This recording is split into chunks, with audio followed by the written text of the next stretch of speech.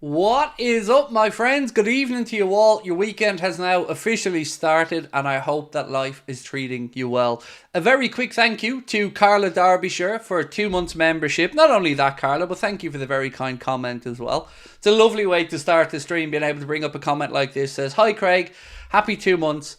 You're a legend." Thank you, Carla. I really appreciate that. There's loads of lovely comments in the chat already. And do you know what? It really does put me in a great mood before I start seeing so many kind people out and about and in our chat. So I hope you're all well. And yeah, early kick-off for us tomorrow, 12:30 against Crystal Palace. Going to be interesting to see what 11 Arna goes with for the game. Plenty of options for him. But again, it's about getting the win, isn't it? And making sure that we head into yet another international break. I can't believe that this is the second of what's going to be 3 quick-fire international breaks. November one coming up as well. I guess the only upside to the November one is we're going to be in Liverpool for the live show, so it's going to be at least great to be able to come across and meet some of you guys again. So yeah, look, any questions you have tonight, it's going to be a bit more of a chilled stream. Throw them in. We're going to be asking the question, the obvious question. Not where's the money, John, but where's the contracts? Because right now, I know what the next couple of weeks has in store for us all. We're going to see Trent Alexander-Arnold and Jude Bellingham. We're going to see pictures. We're going to see lots of conjecture around his future. Same with Mohamed Salah. Same with Virgil.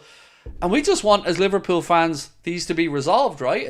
We're not asking too much here. We're just asking for these players to be at least given an offer of a new contract from the club, because it's worrying right now. You know, there's one of the few things we have to be concerned about, because life as a Liverpool fan right now, it's not too shabby, is it? So I don't think it's too much of us to ask, what's going on? What's going on with these contracts? Where the hell is the offers for the players?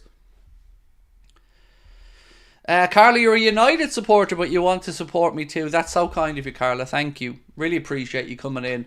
As well, you being a United fan. I know it's not easy for you guys at the minute, especially with Ten Lasso at the helm, but I appreciate your support, Carla. Thank you. I reckon Trent leaves, said Cyberflea. Do you know what, mate? It's tough to get a read on it. And I was saying this in our Discord group as well. I think it was yesterday. I'm finding it really difficult to get a read on Trent's body language. So it's hard to figure out exactly what way this situation's going to pan out. You know, he's always said he doesn't want the situation to be played out in the public eye. And I respect that. I completely understand where Trent's coming from. But my concern isn't really with the players. It's more with the club right now. Like, I'm still wondering, and I'm sure you guys are as well, why on earth there is no offers to these guys. You know, it seems like a no-brainer for the likes of Virgil, Mohamed Salah and Trent. Give these guys new offers. Put them on the table. Stop giving the opportunity for them to leave. It just feels really weird. And the Trent one, let me ask you guys this, sincerely, because it's been bugging me a lot lately. Has any of you actually thought about the reaction if Trent leaves? And I don't mean it in a kind of trying to instill anarchy or anything, but I mean genuinely the reaction of our fan base if Trent loses his desire to stay at Liverpool and heads off to Madrid. It's one thing if you lost Trent for 100 million. At least you could satisfy yourself and go, well, at least the manager was 100 million quid. But that's not the scenario we're looking into. We're looking at losing him for free. And that would, I think, to say it would sting would be an understatement. It would be crazy, wouldn't it? So yeah, let me know how you guys are feeling about it, because I can't lie, I'm very concerned about the Trent situation. You can look at Virgil, you can look at Mohamed Salah, and you can at least talk about their age, and you can talk about the fact that, you know, maybe they want one last change in their career. With Trent, he's coming into his peak, his prime right now, 25 years of age. Stevie Boy, thank you so much, mate, for your super chat, as always, very kind. Said, the longer the contract situation drags on, I'm fearing the worst. I hope I'm wrong, but Trent and Mo will go. I don't know, mate. I know I sound repetitive here, but I really don't know how to feel about it. I want to give the benefit of the doubt. You know, I have a lot more faith in the players than I have with the club at this moment in time around the contract situation. Because I feel like if Virgil and Mohamed were given reasonable offers for a reasonable length of time, I think they'd sign them. In fact, you know, all indications are that they want to stay.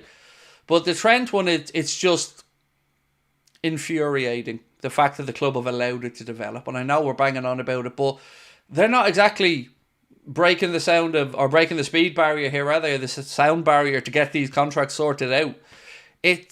How is it still dragging on? You know, we're into the October international break now. The next one is 1 month away from December, which is when we should be really concerned, because January, pre-contracts, they can leave. They could agree a deal with Madrid. They could agree a deal wherever they want. That can't be allowed to happen. This needs to be sorted, and quickly. And look, even if it isn't the outcome we want, even if it is one or two of these guys leaving, we still need to know. Like the manager and the recruitment team, they're going to need to be planning. So there's very many reasons why this should be sorted out quickly. You know, it shouldn't be allowed to drag on, because the planning has to be put in place for if they need a new centre-back, if they need a new right winger, if they need a new right-back. And the longer it drags on, the less time they have to plan that. So right now the club are probably almost wasting time, because no doubt the recruitment team and the scouts are going to be looking at targets, whether they targets that they're wasting their time on that we might not need if Trent signs a new deal. I find the whole thing just puzzling.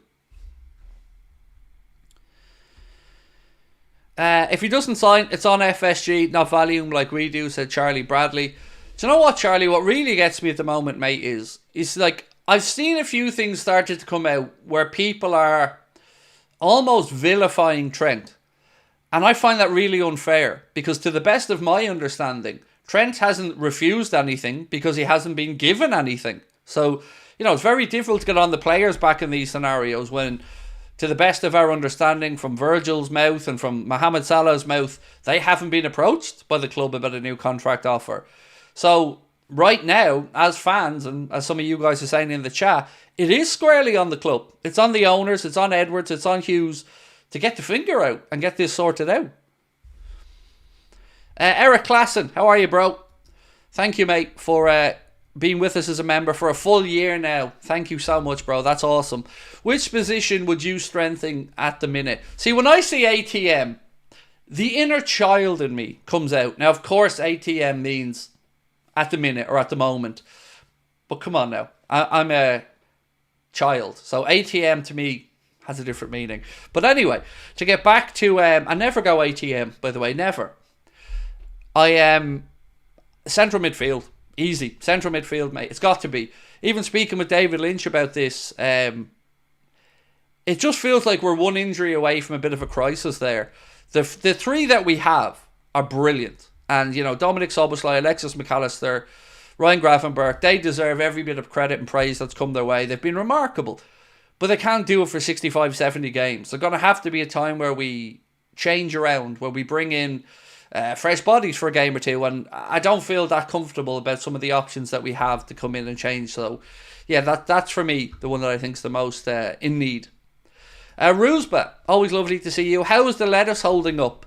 So I haven't looked at it today because I had a busy day today. I was up and I was out. I was at my psychologist. I'm just back in a while, packing my suitcase for going away on Sunday, and I haven't barely had a minute, so I don't know, but I feel like it's coming down to this weekend, right? We're going to have a winner, whether it's Ten Hag or Lettuce. We're going to have a winner this weekend. It's looking like maybe Ten Hag might just outlast the Lettuce.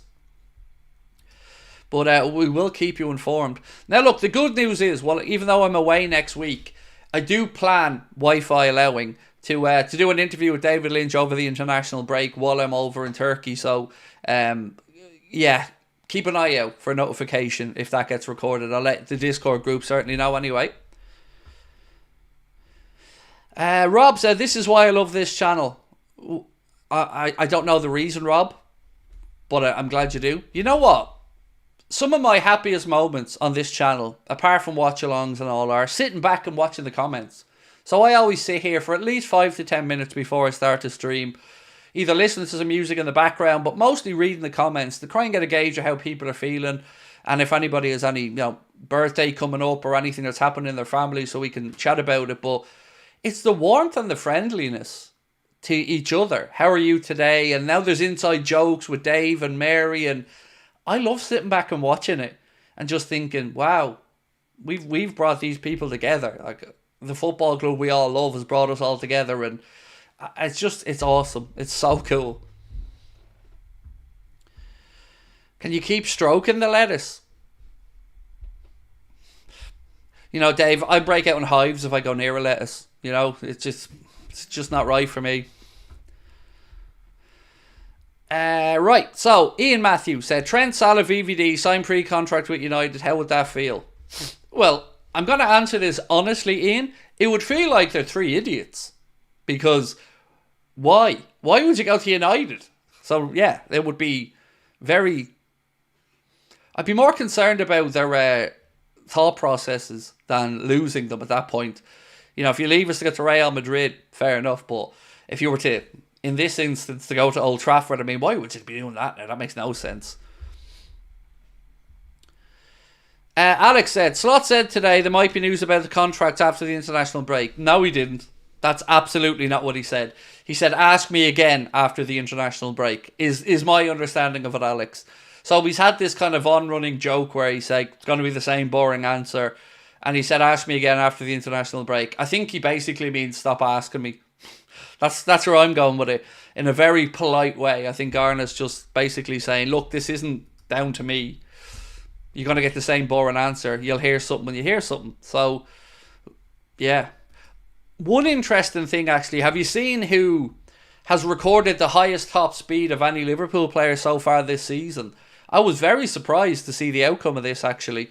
So just in case you're not aware, Trent Alexander-Arnold has actually clocked up the fastest speed so far this season for Liverpool at 34.74 kilometres per hour. Second on the list, you really won't believe this one. It's not Szoboszlai, it's not Salah, it's not Luis Diaz, it's Virgil. Virgil van Dijk has clocked up the second highest speed at 33.97 kilometres an hour. So our fastest two sprints have been done by defenders. Next on the list comes Dominic Szoboszlai with a fastest speed of 33.84 kilometres an hour. Then Cody Gakpo. Again, Ibrahima Konate right there as well. So it shows we have pacey defenders, which is good when you're playing a high line. You really do want to have defenders who can turn on the afterburners if needs be. That really did surprise me. So just to give you a rundown of all the players, we've gone through the top five. So Ibrahima Konate, 33.72 kilometres an hour. Ryan Gravenberch, 33.67 kilometres an hour. Mo Salah, 33.62 kilometres an hour. Connor Bradley, 33.33. Andy Robertson, 33.31. Luis Diaz, 33.29.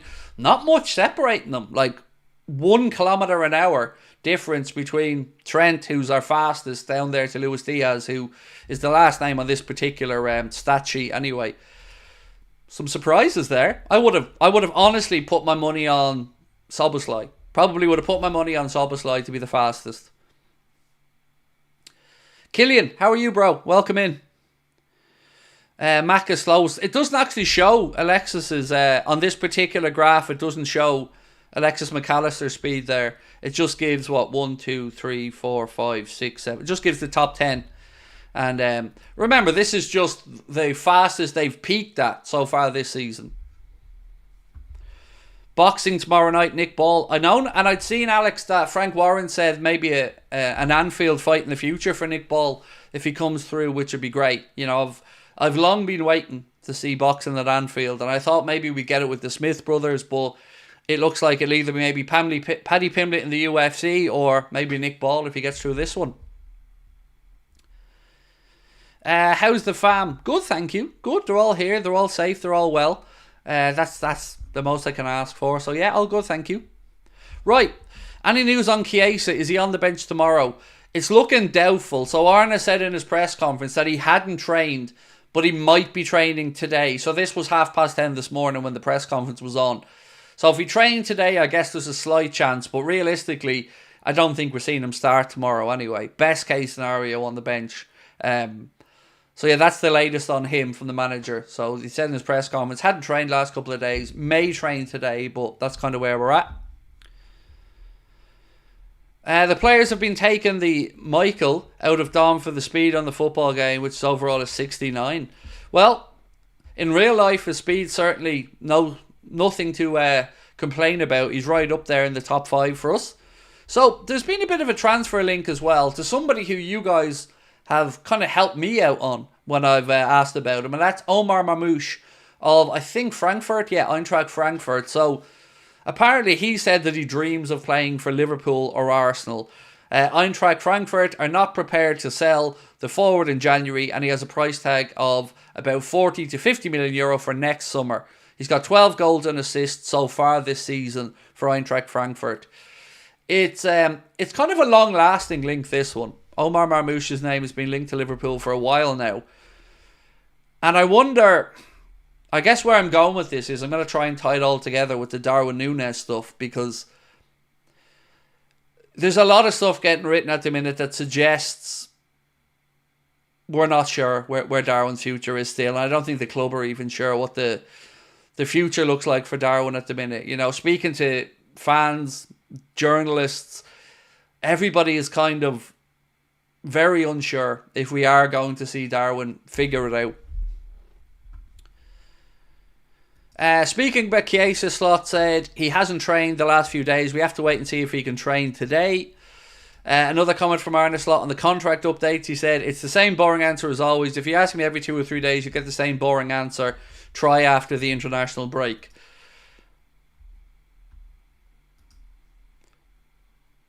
So, some numbers behind Mohamed Salah's great start to the season.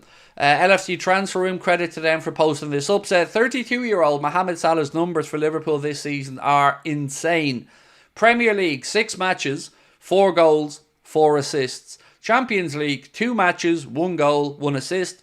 Carabao Cup, 1 match, 1 goal. Total, 11 goal contributions, 9 matches played, 6 goals, 5 assists. So, to summarise, where are the contracts, John? Where are the contracts? This dude's putting up numbers.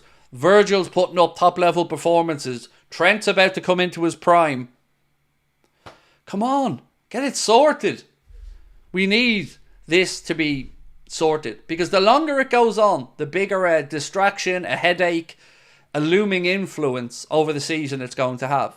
So we need to know the future. The manager needs to know the future. We need to know, we're looking for a new right back. Are we looking for a new centre back? Or are we just going to need to add the 2 bodies that we think we need in? Maybe another centre back, maybe a central midfielder. Nobody's yet been able to give me a reason, a good reason, why we haven't at least started the process properly. It's baffling. Baffling. Connor said Nunez is not good. It's hard. It's getting harder and harder to find a way to defend. You know, I'm still talking about potential and hoping rather than believing at this point. I was really happy that he got the start in the Champions League game against Bologna, but did he really repay the manager's faith with that performance? Probably not. Unfortunately for him as well, he had a goal ruled out for offside, which isn't going to go well either.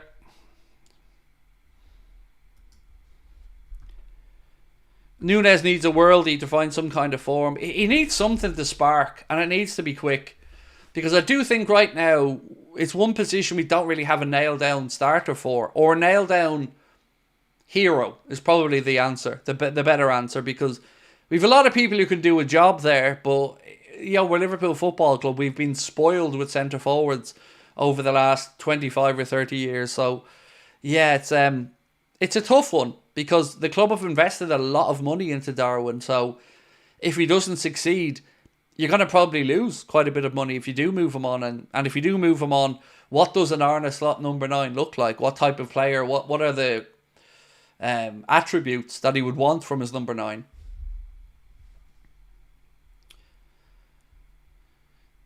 Nunez is quite decent at right wing.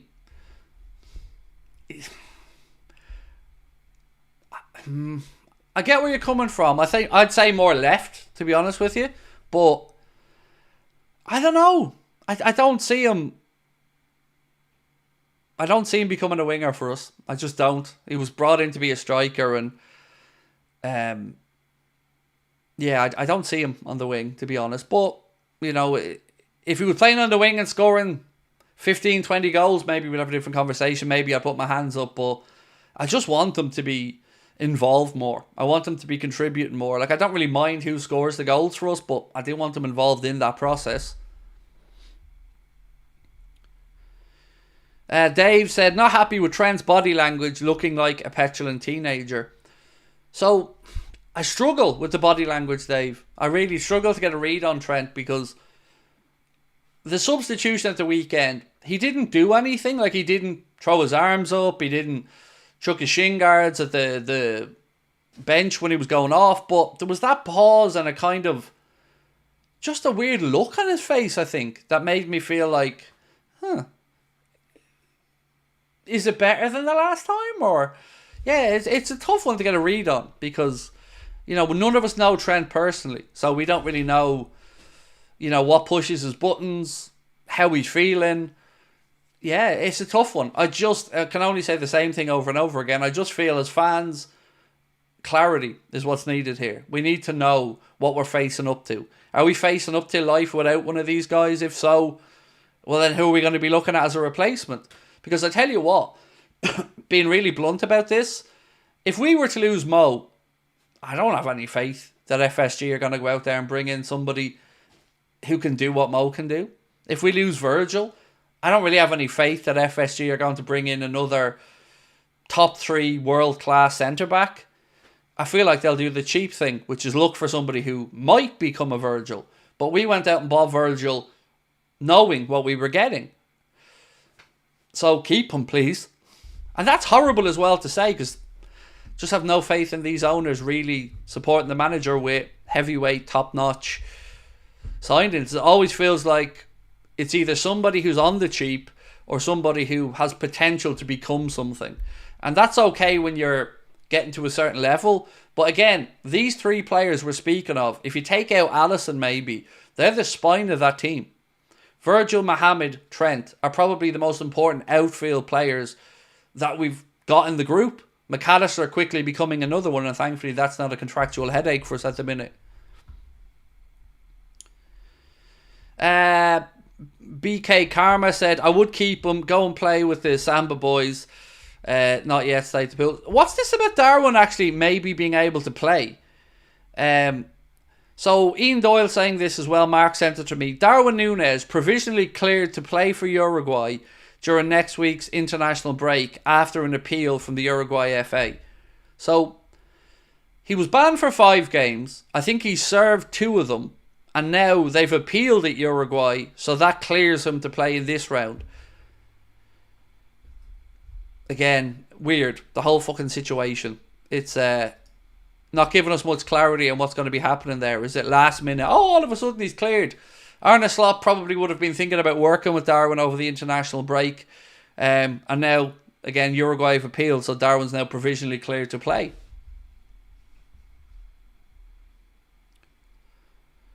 How many games do you think Mamardashvili will play when he joins in June? No idea, Rob, because I don't know what the plan is for Alisson. You know, we know Mamardashvili's coming in, I think, 1st of July. But I don't know what that means for the goalkeepers who are currently at the club. You know, sitting here right now, I know that Yaros is out of contract at the end of this season. Kelleher, I'm not actually sure, to be honest with you, what his contractual situation is. And Alisson, we know, has 2 years to go at the end of this season, I think. So who knows, mate, what the future holds there. You know, I don't know if we're bringing in Mamardashvili to replace Kelleher and compete with Alisson, if we're bringing in Mamardashvili to replace Alisson, who may be going elsewhere. Again, lots of unknowns on that regard as well. Or in that regard, excuse me.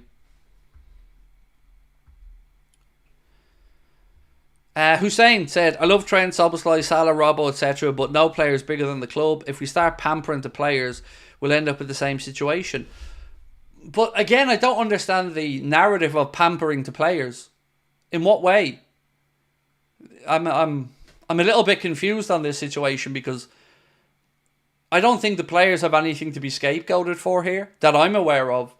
You know, it's not like we've offered Trent a deal and he said, nah, I think I can get more money elsewhere. As far as we know, none of these guys have been offered deals yet. Now, if they have and the news comes out about that, of course, that's a different conversation. But we're working off the premise here that these guys haven't actually been offered a deal yet. So that's why I find it very hard to talk about pampering any players who've been bigger than the club.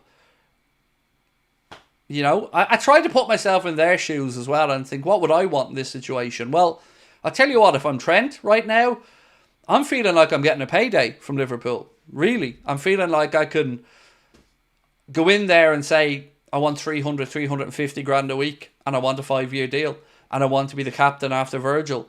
And I feel like he can do that now with some weight behind him in the negotiation, knowing that Madrid are around the corner. And also for Liverpool, what would it cost to replace Trent? You know, you can talk about Conor Bradley, but he's not ready yet. So what would it cost? So you have to weigh up, is it worth paying these guys for the few years service versus what it would cost to go out, sign, get somebody up to speed and pay their wages to come in? You know, I'm thinking about Dr. Ian Graham's book, which I haven't had a chance to read, but some of the extracts from it certainly point to the fact that Dr. Ian Graham and some of the statisticians at Liverpool feel like there's better value in extending contracts and rewarding players than there is in spending the money to bring players in. It's more risk averse. I think I'm reading that situation correctly, but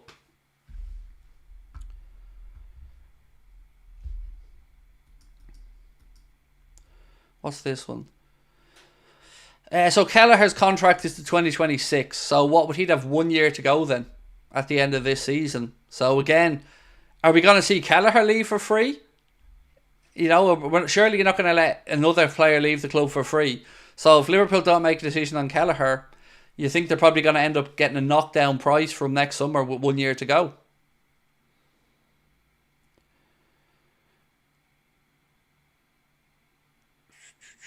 Edwards and Hughes are painfully pragmatic, said Eli Woods. Yeah, look, it's still difficult to get a read on Richard Hughes because we don't have too much of a sample size to work with for Richard Hughes and his way of thinking. We know roughly what Edwards' thought process has been over the years on players getting into their early to mid-30s, but yeah, all we have really for Richard Hughes here now is the Chiesa deal and the Mamardashvili deal. So it's difficult to know, is it pragmatism that's getting in the way? Is it become a game of chicken or wait and see who blinks first? Was I happy with the Coutinho sale? No, I wasn't. What really annoyed me most about the Coutinho sale, Cameron, there was two parts of it. Part one, he'd committed to the club for the season. He'd given his word and committed for the season, and then Barca put the pressure on and he started to then push to get out in the January. So that was one part of it that really annoyed me. And the second part was that the club didn't replace him. Now, Alex Oxlade-Chamberlain did step up at that point in that particular run till he did his ACL against Roma. He was brilliant. You know, full credit to Oxlade-Chamberlain for that, but we didn't replace him. And that pissed me off. But the money was well used. Let me say that, you know. If you offered me a Coutinho or an Alisson and a Van Dijk, I'm taking the Alisson and the Van Dijk. Craig, is that a polite way of saying Hughes has done fuck all? Yes, but I don't know. I don't know if I'm to attribute any blame to Hughes. Because think about it this way, Dave. Hughes inherited this situation with Trent, with Virgil and with Mohamed. So it's hard to point the finger of blame at him when it was Schmadtke or certainly Klopp and those before who allowed this situation to develop to this point. So it's very difficult to say to Richard Hughes, this Trent thing's on you. Now, of course, we can talk about not speeding up the process of entering into these negotiations being on him.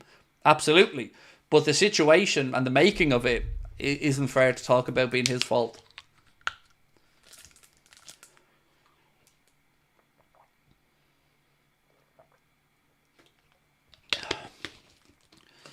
So, here's the most... So, Tommy Mack. I've been down this road of this conversation. So your question is, do you go the game, lad? So here's how this pans out, Tommy. I say no, you say I'm plastic. I say yes, you say I'm stopping you and your mates from getting tickets to go to the game. So how about I just say, like most other people, I go when I can. I'm going over in January for the Lille game. And then we can go from there. Because I'm not in the humour to get into it. I'm a better fan than you. You're a wool. Any of this bollocks, mate. I've been through it all fucking thousands of times. And My answer always is to anyone who tries to belittle me or anybody else is, well, you give us the tickets. You show us how we can go and pay 62, 64 quid every week and go to the game. Because we all know it's not a possibility. So I go to the games as and when I can. And I'm going over to the Lille game in January. And it cost me €440 for a face value ticket from the club to go to the Carlsberg dugout for that game. Which is, disgusting, to be quite honest. But yeah, we've been down this road before, mate. We've had people like you come in and go the whole, you go to game, lad. Even writing it to make us know that you're a Scouse, or at least pretending to be Scouse. It bores me at this point, mate. It just bores me.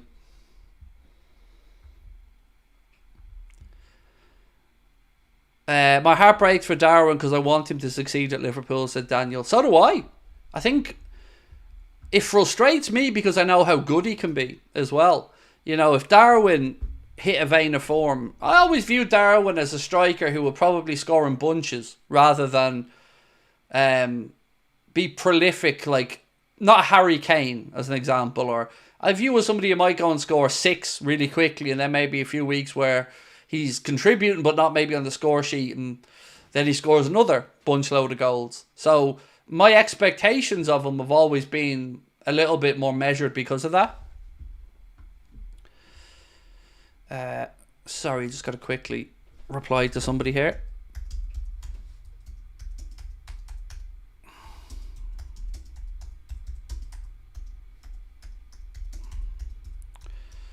We're going to be giving away a couple of shirts soon, by the way. I've been waiting I ordered 4 signed John Barnes shirts ages ago. And there was a delay in getting them shipped. So I've just got word that 2 of them have already arrived over in the UK and 2 of them are coming to my house. So we're going to be giving away some signed John Barnes shirts on the channel soon. So do keep an eye out for that one.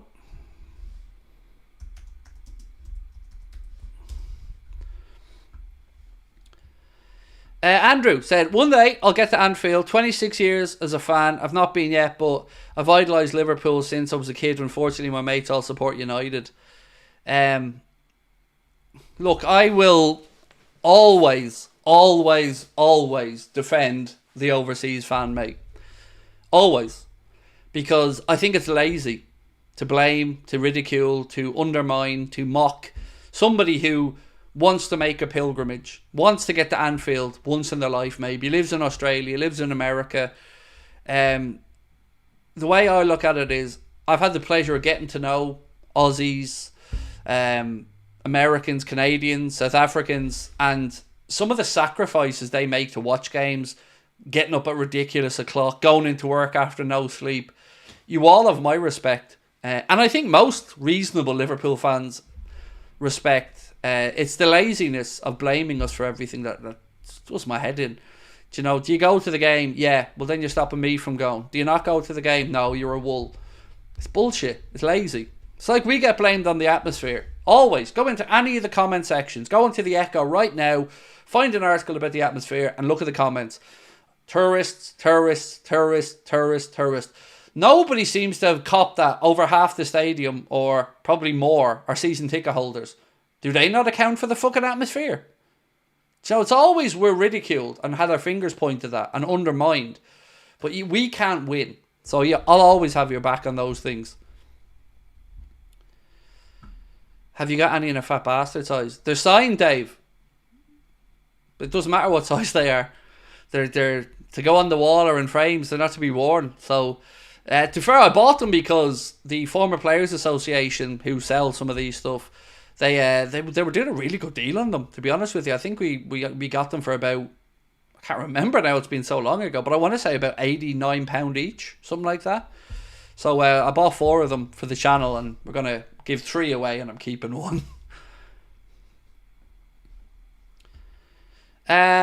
Where's the money? John said, hey Craig, I've been a foreign Liverpool fan my whole life, and every time I voice my opinion on the internet, I get these scousers in my comments and DMs saying their opinion is more valid. So I often wonder about this, right? Because, and I can only speak for me here, my real world experience of scousers doesn't match these assholes on the internet. Doesn't.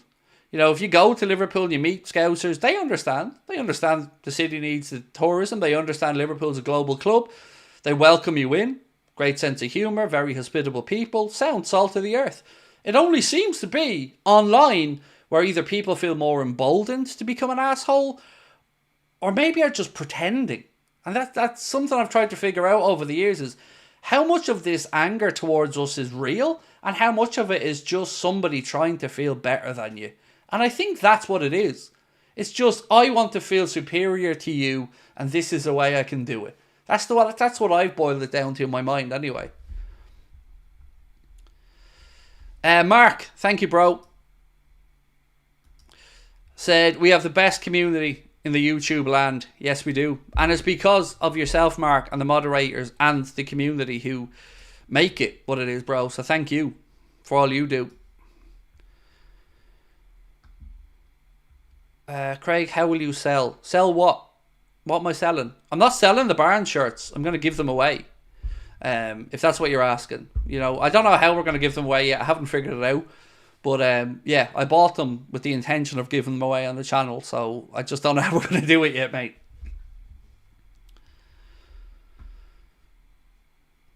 Ashley, how are you, bro? Ashley Dooley, let me get your super chat up on screen, sir. And thank you so much.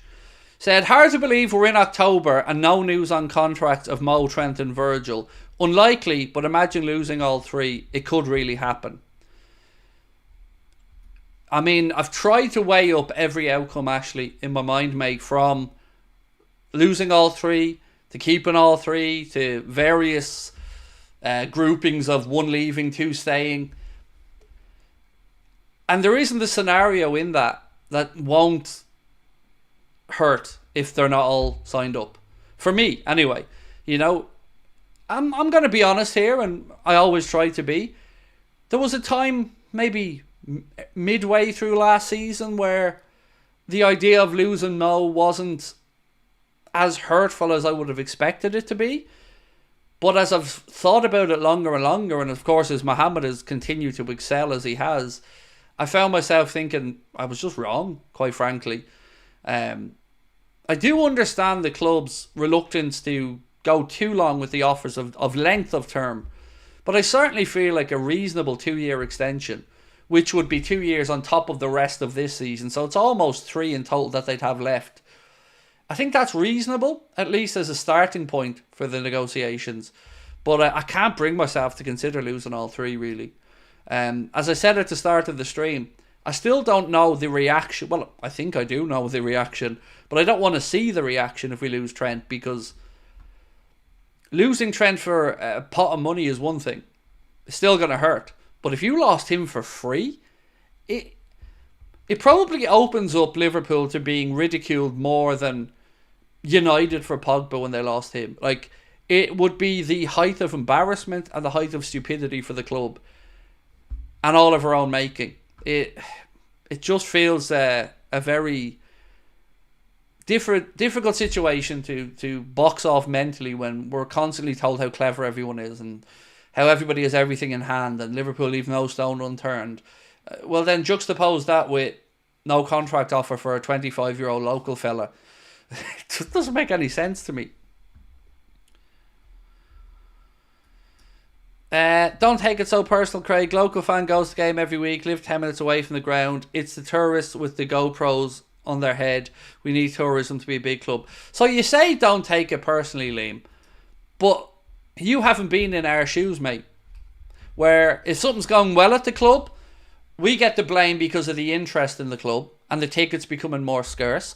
If the club isn't doing well or the atmosphere is not great, we get the blame because we're there with our GoPros, like you've said.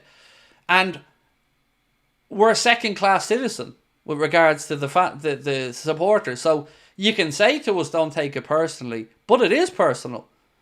Because it's just a constant way of saying you're a lesser fan, you're a lesser person, your opinion doesn't matter as much as ours. And I quite frankly, mate, it's lazy. So I think some people have every right to feel personal or take it personal because it's not, you know, it's something some of these people in our chat have to put up with every day of the fucking week. Every post on social media. Talk about the club we all love.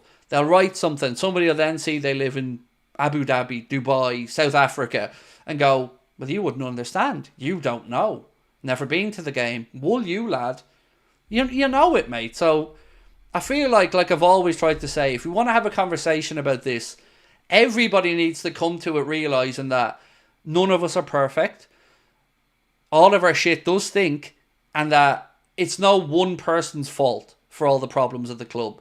Whether it's the allocations of tickets, whether it's the lack of youth Scouts kids being given the ability to get onto the COP, which I do believe and agree is a problem. Certainly if you look at Everton, they've had systems in place where it's a lot easier for younger people to start to fall in love with the club.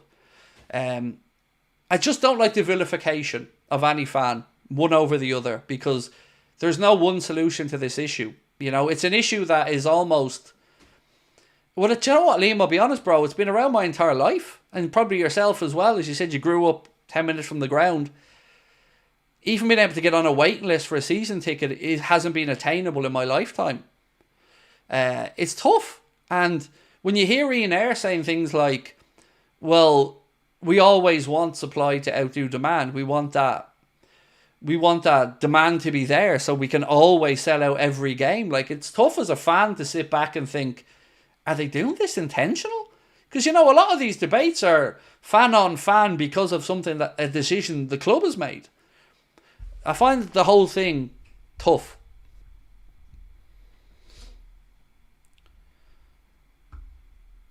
Dave said, at the end of the day, FSG have to replace them players if you allow them to run the contracts down next summer before the season tickets come out.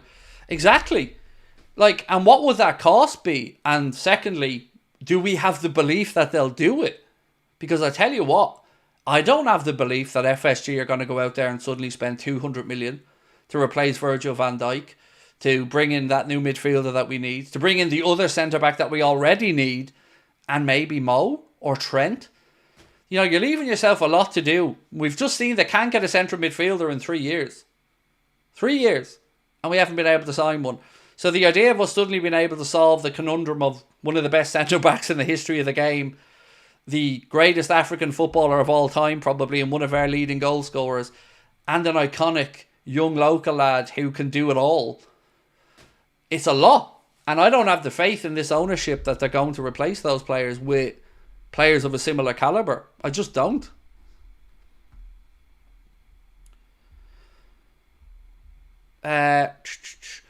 Bradley already good enough for transfer placement. He's not though, Paul. He's not. You know, I say this as somebody who's very, very, very pro Conor Bradley, and somebody who's been speaking up for Conor Bradley and talking about him for a few seasons now, saying what a great player this kid is. But he's not there yet. I think if we're to say he is, we'd be lying. He will get there, and he has the talent, but he's not there yet. He still has developing to do. So yeah, I just think, I don't think he's, like, if Trent was gone tomorrow, I don't think we could say, well, let's drop Bradley in and we won't see any difference or any fall off. But he is a really exciting talent, no doubt about that.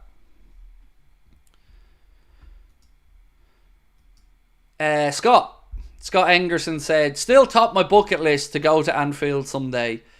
So me, Super Classico is one of my football bucket list things, mate. Love to go see a Boca River Plate game someday.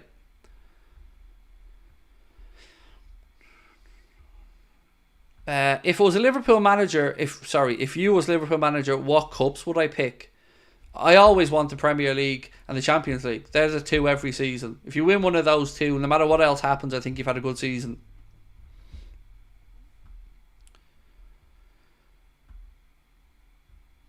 Daniel Roberts said, it's the 37,000 season ticket holders that are the silent ones in my experience. So, what I would say is, and I think this has been acknowledged by a lot of season ticket holders, there are probably some people that should have graduated out of the COP by now, up into the main stand or the King Kenny stand. But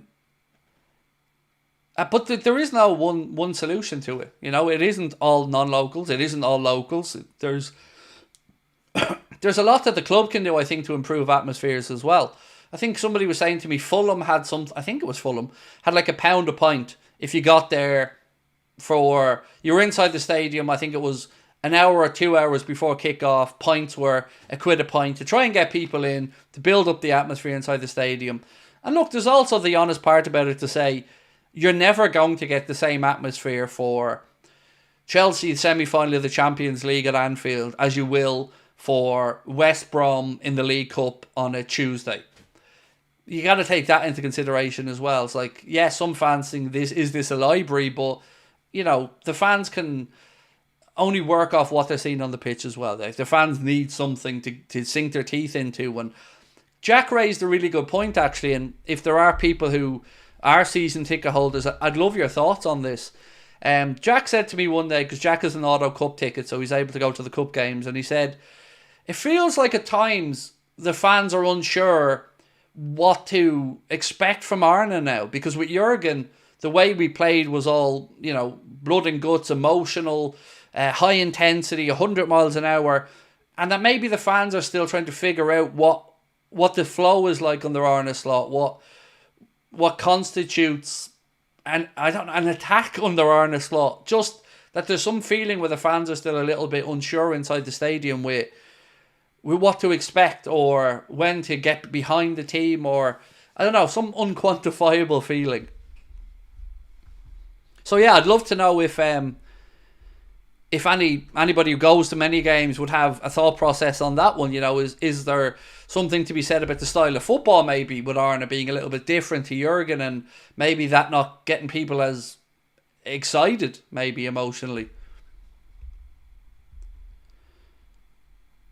Liam said, Craig, the club are legalised touts, they're the ones to blame. Oh, Limo, on this one, sir, we're on the same page. Tourism is needed and welcome by me, can only speak for myself, but needs to be managed. I think that's very fair, Liam. I think, as I said, mate, there isn't really a one solution, but you are definitely right about the legalised touting. Like, do you know what gets me, Liam? And you've probably experienced this yourself many times. If I bought a season ticket in the Annie Road or the Carlsberg dugout, I can give you my ticket, I can sell my tickets on, I can give them to me mates, I can do what I want with them, and they're interchangeable. But if you have a season ticket on the Cop and you've just paid your 68 quid or 66 quid a ticket, you're not allowed to do that. That is bullshit of the highest order. It's like when you pay more money, all of a sudden these things are acceptable. But when a face value fella like yourself wants to give it to his brother, his cousin, his mate or whatever, you could lose your season ticket. I find that astounding, to be honest with you, mate. It's again another case of, well, give us more money and all of a sudden these things aren't as important. It does my head in. But you are right, legalised touting is exactly what I call it as well. And the hospitality partners, mate, as well. You probably know yourself, but I've heard some stories from some of these venues about what they do actually get from the club with regards to the cost of a meal or whatever, like the Sandin or places like that before a game. It's it's just the clubs certainly are two-faced on a lot of stuff. And look, these are conversations, Liam, I'm happy to have all day, every day, mate, because somebody like yourself is willing to engage and be balanced in what they're saying. So I apologise if I was a little bit too defensive when you came in, but usually these conversations go south quite quickly. Toe said, what if £1 a point for people at the Cop, they appear 2 hours early to build up the atmosphere, and the tourists will most likely be touring the city 2 hours before? Would they? Most of the people I know who are tourists to go to the game get in there as early as they can. So here's what I do, personally, if I'm going to a game. I'd be over there and I'd probably be at the stadium inside 90 minutes before kick-off. I'd probably be in the concourse until maybe an hour before kick-off. And then I'd go in and I'd probably take a video of the lads warming up. And I'd certainly do a little scan around when You'll Never Walk Alone's being sung. But when the game kicks off, that's it. Phone in pocket. I'm focused, watching game, cheering on game. But, you know, I do certainly enjoy the build-up, watching the players train, watching them warm up before the game, stuff like that, looking around for small little things like the Sky Sports interviews around the edge of the pitch and little things like that. And do you know what never loses its appeal?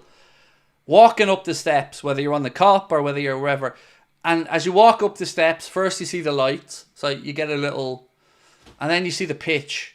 And you walk and the pitch is there. And it never ceases to amaze me, that butterfly in your stomach moment when you see the pitch. And then you think to yourself, wow, these things aren't as big as you think of it when you see them on telly. But how smooth those pitches are as well. How good they are.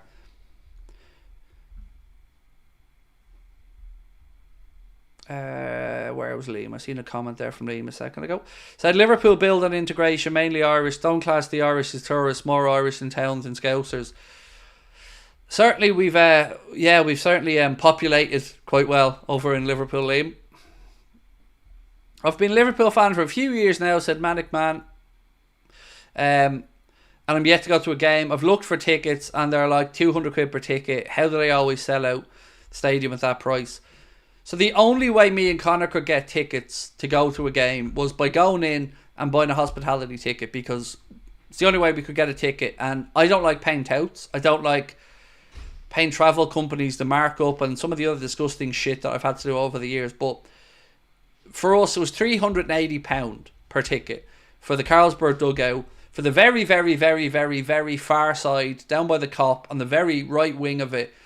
So yeah, €440 for a match ticket. But it was that or don't go. That was the only option I really had, and yeah, that's it.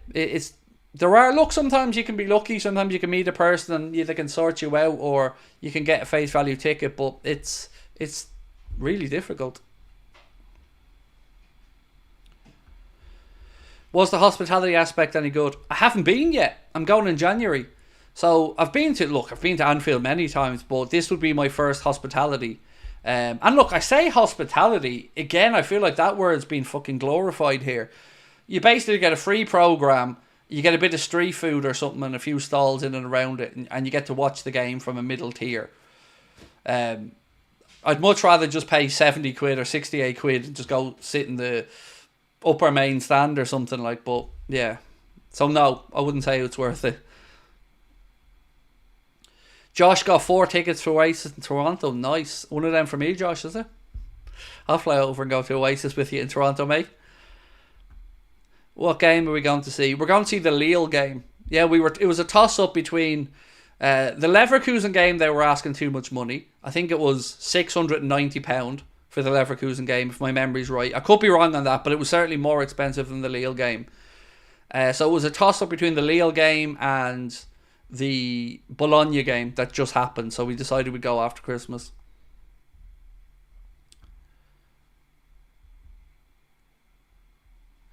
Matt Pez, Craig, I'm an Arsenal fan. I'm blessed to have a relationship with the former Burnley chairman and vice chairman, and I've been many times to Burnley to see Arsenal games. Nice. That's class. Don't begrudge you one bit, mate. Honestly, fair play. Muse said, listen man, I don't know about all this, but when I say on Wednesday I was in town and I saw some Bayern fans exploring the city centre. It was so nice, tourists coming to the UK to see Birmingham. Look, I said it on Wednesday, man, I was so happy for Villa. Honestly, so happy for them to have had that Champions League night back against Bayern, the team that Villa beat to win the European Cup, and to beat them. I can only imagine, like, I don't want to say I was a Villa fan for that night, but I was hoping, I was rooting for Villa that night to get a result, because proper club with a great fan base, a great story and tradition, and it's great to see them back in the Champions League. Do you think Slot goes too deep when explaining his thoughts on formation? No, I like it. I get Jamie Carragher's point on it, that is he giving away some secrets and stuff, but no, I like it. I like listening to Arna speaking about it because I'm being educated on it, and I like to listen. You know, I've been in and around football my entire life, played at a reasonably high level, but whenever I hear a coach talk about football, like a real coach, like a Pep Linders, an Arna Slot, I realise what a moron I am when it comes to the actual fine details of games of football, and I love listening to it and hearing from them. But I do understand the other side of it as well. But I think Arna's, he's not inexperienced. I think he knows, not to give away the crown jewels.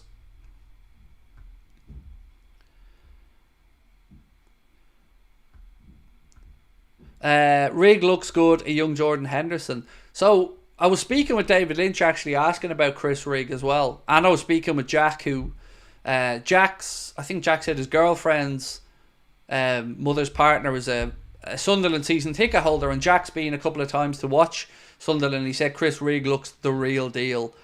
David Lynch as well, speaking very highly of Chris Rig, and I think every top club in England and probably Europe is going to be looking at Chris Rig and Sunderland and seeing when is the right time to try and prize him away.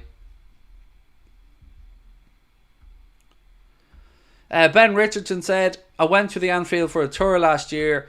Loved walking through the tunnel, gave me chills. So we were over in Liverpool in August for a live show, and my wife hadn't been over to Anfield for at least 15 years, if not more. So she couldn't believe the transformation when she was over there, like the whole area, and how much better it looks. Yeah, since FSG have come in, to be fair to them, like they have made it a really nice area in and around Anfield.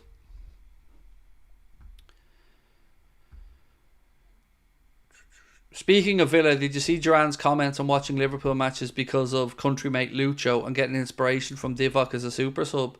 No, I didn't, but come on in, John. The water's fine.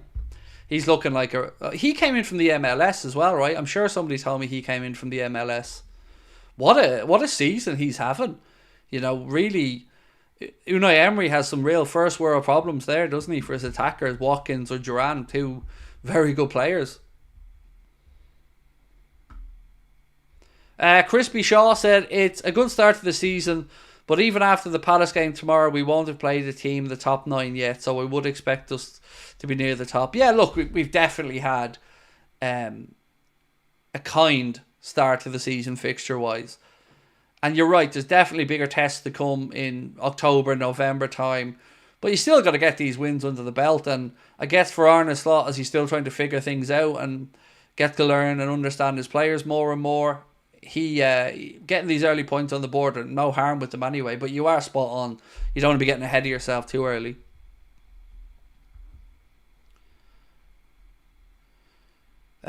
From Chicago. Yeah, I think that I did want to say Chicago Fire, but I think you're right. I think that is where he came from. Thoughts on tomorrow? Look, you look at the start of the season Palace have had. It's not been great. You would expect us to get the result. But then again, I expected us to get the result against Forest, who have had a much better start to the season than Palace. I think they've also been, like Wolves, a little bit unlucky not to have had a few more points than they have. So I'm nervous, but I do like that we have a relatively settled team.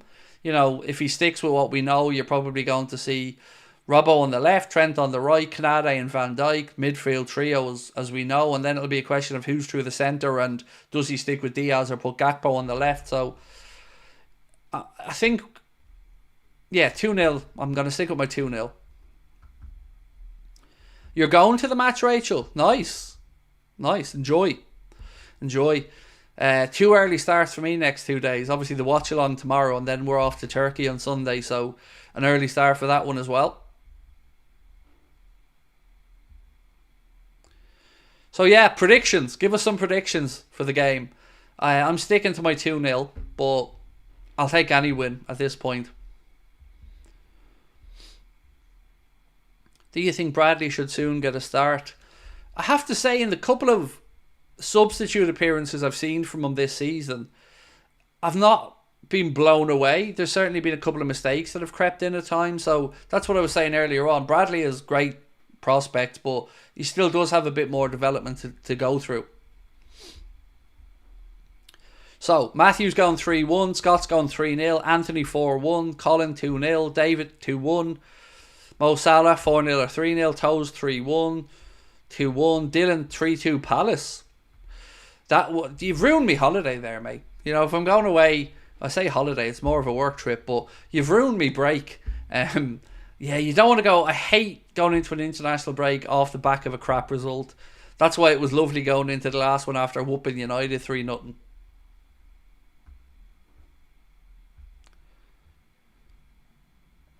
After the Forest game, I wore my Liverpool cap the next week to show the support, and I saw many supporters thought the same.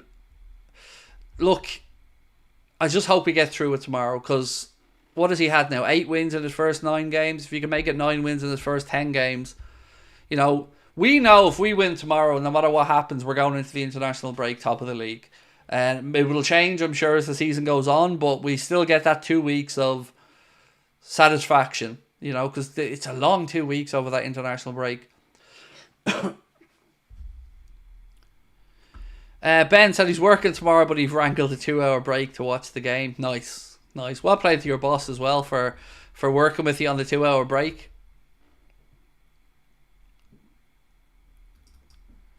Right, so just to confirm again, as posted up, Darwin Nunez has been authorised to play for Uruguay in the upcoming FIFA games. Even though he's 2 games into a 5-game suspension, they have appealed that apparently, and now he's able to play for Uruguay during this break. So he's going to be able to play against Peru on the 11th and against Ecuador on the 15th.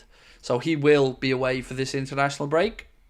A couple of things from the manager as well today, and actually this one from Dominic Soboslai, who said, with Jurgen, we just win the ball and go directly to the goal and score, which actually it was working sometimes.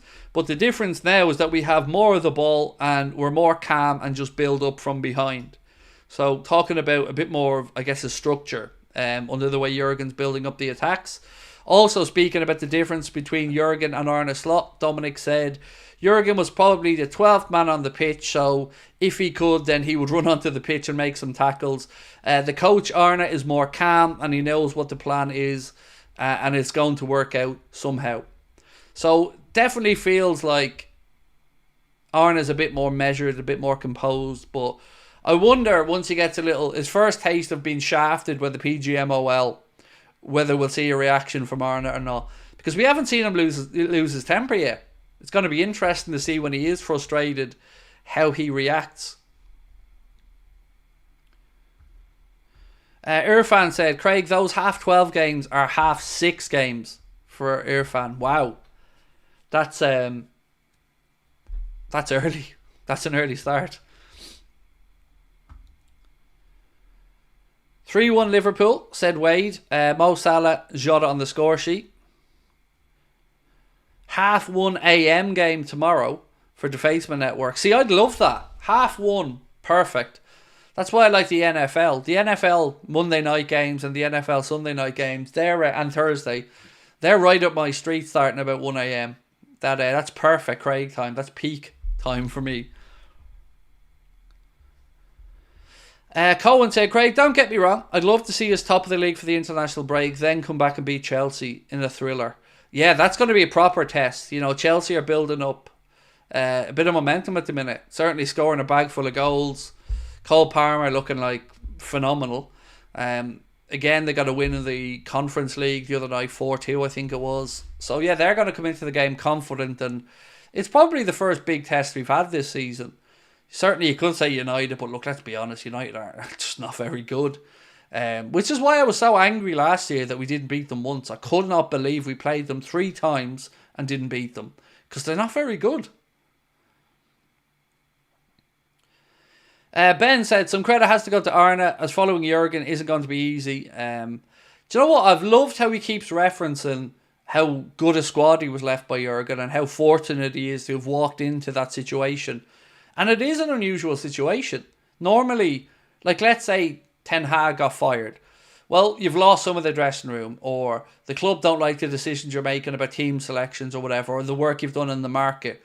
With Jurgen, there was none of that outside noise or dissatisfaction. He just felt like it was the right time for him to step away because he hadn't got the energy to commit to it anymore. So Arne came into a situation where there was a good squad there.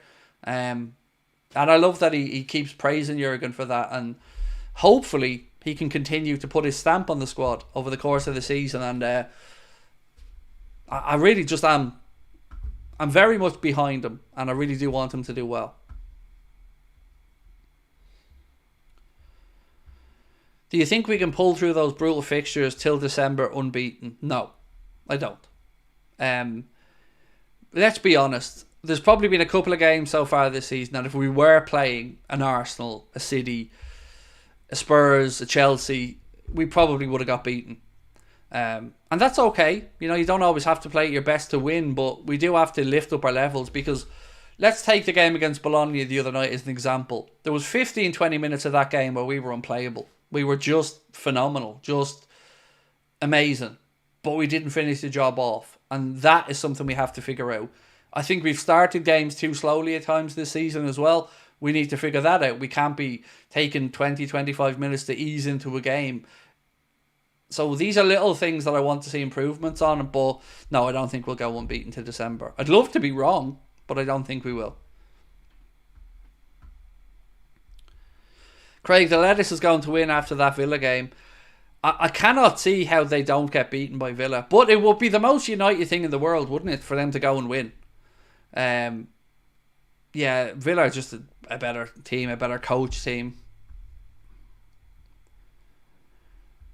Frank said, I see plenty of kids at the games. Well, that's good then. That is good, because you do want that next generation to fall in love with the club. But what I was more speaking about, mate, was those local kids. You want them getting their season tickets, their discounted season tickets. You want the next generation of the COP to have that Scouse heartbeat. So, you know, I would, even though I'm an overseas fan, I would certainly advocate for making sure that the next generation of local young fans are able to get onto the COP and keep the songbook going and keep the traditions going. And I think that's really important. Any word on the Chiesa injury? Yep. Arne Slot was speaking about Federico Chiesa. 1 second. He said he hasn't trained in the last few days. We have to wait and see if he can train today. So taking that at face value, it feels like best case scenario is maybe on the bench for him tomorrow. Certainly wouldn't be expecting him, if he did train today, even to be starting. Any news on Elliot? No, I did ask David Lynch when we did our video yesterday, and I asked him about Jayden Danns, and he said Jayden Danns is back running. He's not up at full training yet, but he is back running, so he's making progress. And no real word on Harvey Elliott, other than the thought process is that we'll be the other side of this international break. So unless something's changed or he's had a setback, that's the estimated time frame.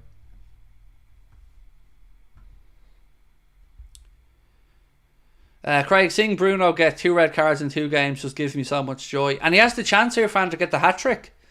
You know, because that red card that he got in the league was overturned. So he has the chance to make it 3 red cards in 3 games. Mary said, LFC love, they're my 3 amigos. I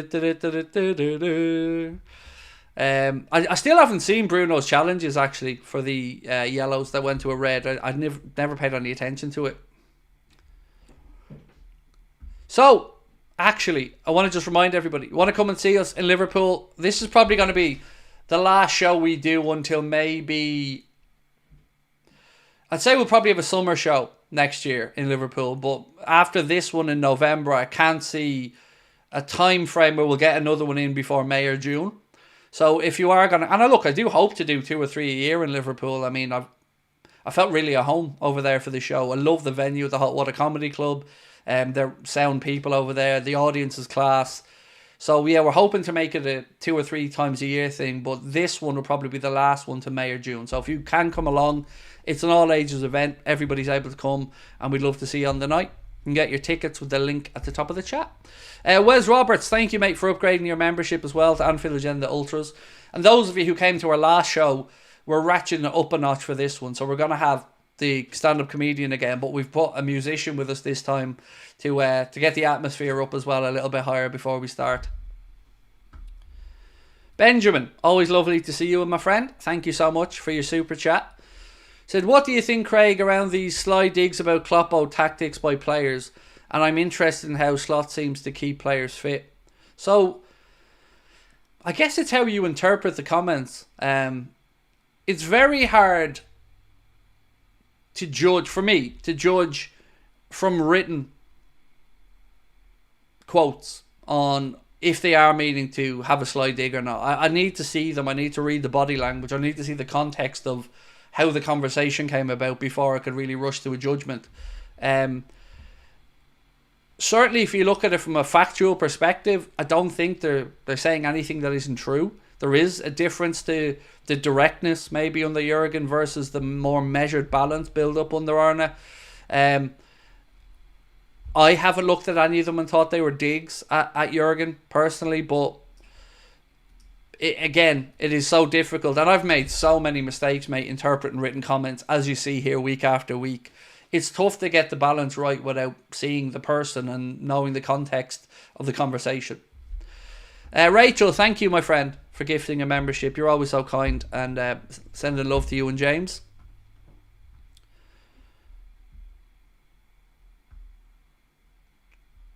So what's the score actually in the Leeds game? Was it still 2-2? What's this from Mark? Oh yeah, so actually thank you, Mark, for reminding me about this. 8-game ban for that dude who bit Owen Beck, by the way, the player from Preston. 8-game ban, that was heard today, and yes, the outcome of that was an 8-game ban. Thank you, Mark. I would have forgotten actually to mention that. Oh, it finished Desmond, so it did finish 2-2. Cool, thank you. I listened to Soboslai today. He describes them playing differently, but both with admiration. See what I mean, Wes? That's what I'm saying. I can't possibly give an opinion on a written quote when I don't know the context of the conversation or the body language of the person saying it. So, I wouldn't have expected any of them to have a dig at Jurgen. Why would they? Jurgen was just amazing. You know, and look, I'm sure Jurgen probably rubbed some people up the wrong way at times, but, you know, we won't always get on and agree with everybody in life, will we? So, look, I think we're just blessed to have had Jurgen. And you know what? We're blessed to have Arne as well, because I really like how he handles himself. Jason's Red Army, thank you, bro, again, for gifting a membership. Very kind of you. Adam, thank you for your super chat, sir. Adam Doyle said, do you think Darwin will start tomorrow? No, I don't. I'm going to be honest with you, though, and Adam, and say I'm not sold fully on either of them yet through the centre. Diogo does some things really well, and then there's other times I think I'm not so sure. Darwin, again, some things does really well, but then misses the final piece of the jigsaw, or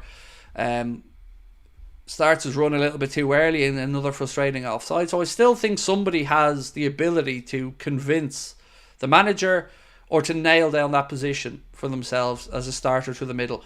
Chiesa could be that guy in the future. Gakpo could be altered into that position. We've discussed here on the channel many times about maybe the possibility of Mo someday going through the centre as well. But right now, I feel like it's probably the one position that's still up for grabs in the starting 11.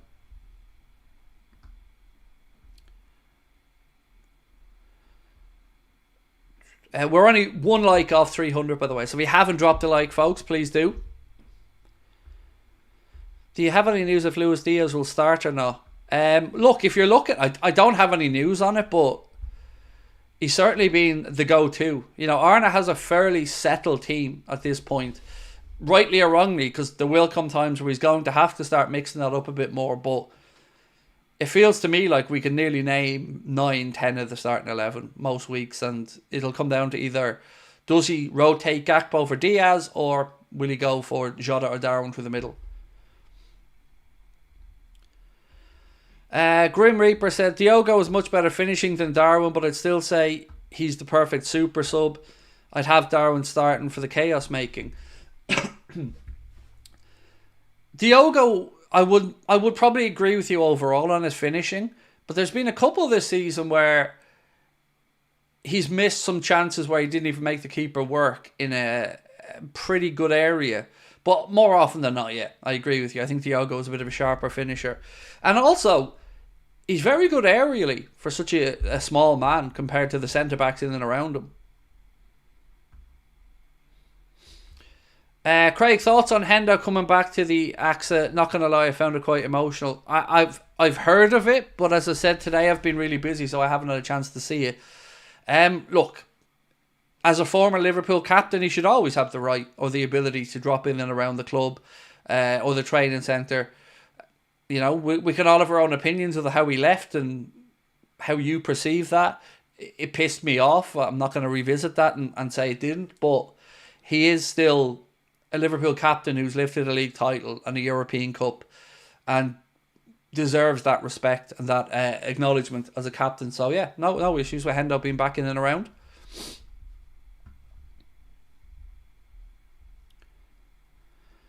I have to admit, the options we have to Ben Barrett look a lot better than in my mind match day 1. I think our starting 11 is as good as anyone's. It's just then you start asking the questions around options, if indeed Virgil misses or if we need to make a change in midfield. I'm not convinced on Jones yet. Elliott has been unlucky this season, so we haven't really got to see him play much under Arne because of that fractured foot. So there's still... I look at the squad and I think there's 3 or 4 positions that we could probably strengthen in. Some of them by replacing players like Costas as an example. Others by just being short in the area like central midfield. Who's the best looking player at Liverpool? Well, Joshua, we did actually run a poll on this the other night during the watch along, I think it was. And there was over 3,000 votes and we gave them 4 options and they went for Dominic Szoboszlai. 48% of the vote voted Dominic Szoboszlai as the best looking of the Liverpool players. I'm trying to remember the options. It was Virgil, it was Szoboszlai, Darwin, Trent maybe the other one. I can't remember who the 4th one was. A few injuries, said Lisa, and we're screwed. Yup. Particularly in that midfield area, Lisa, because manager doesn't rate Wataru Endo in the way Jurgen did. I don't think that can be debated. Jones, I have my own doubts on. You know, he can do well at his best, but have we seen the consistency yet long enough? I don't think so. And Elliott, I don't know what he looks like yet in this Arne Slot team, but I do think we're one good, well-rounded central midfielder away and maybe a left back and a centre back. Craig, if we lose Mohamed, would you take Mbeumo or Adeyemi as replacements? Both of them have merits. Brian Mbeumo is a very solid pro. Younger than I thought, actually. What is he, 24? I thought Mbeumo was like 27 or something.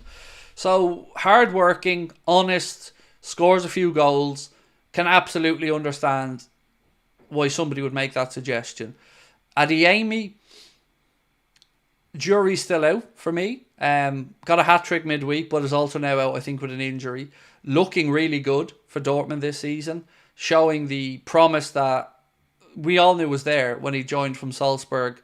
I think I'd probably feel more comfortable with Adeyemi. But yeah, weirdly, I feel like Adeyemi has the higher ceiling and could probably have more moments. But I think Mbeumo may suit the Premier League more and the aggression of the league and the physicality of it.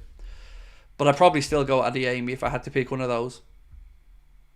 Oh, Alisson was the 4th one. Yes, thank you, Lynn. Alisson was the 4th one. That's correct. So, we did have another question though. Which version of Alisson is the best? Bearded Alisson, clean-shaven Alisson, or mustachioed Alisson? And I'm going moustache, 100%. I think most of us men would go moustache. Women, I think probably the beard. But yeah, for me, Alisson with the moustache is perfection.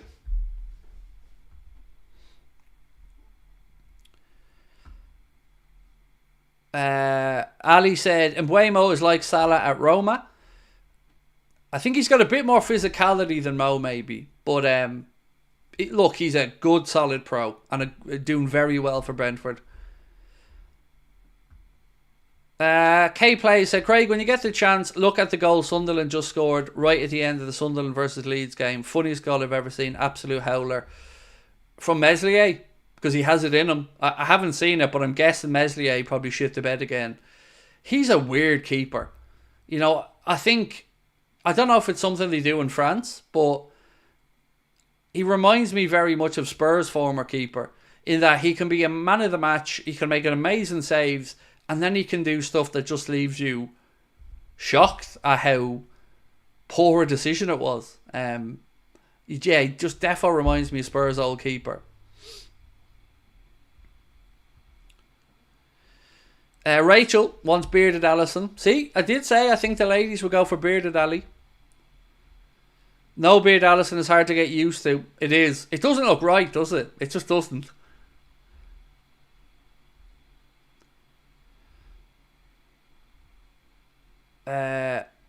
He tried to blame the defender. I haven't seen it yet, but yeah, Meslier has it in him. Just like what was the Arsenal keeper's name again? Oh, not the Arsenal keeper, the Spurs keeper, the one that's no longer playing with them. What was his name again? He was their fucking captain. I can't even think of his name. Hugo Lloris, thank you. Yes, Hugo Lloris. Yeah, Lloris had one of those careers as well where he could be man of the match, pull out worldie after worldie, or he could have a howler. Actually, he's the Dejan Lovren of goalkeepers. That's what I'll call him. He's the Dejan Lovren of goalkeepers.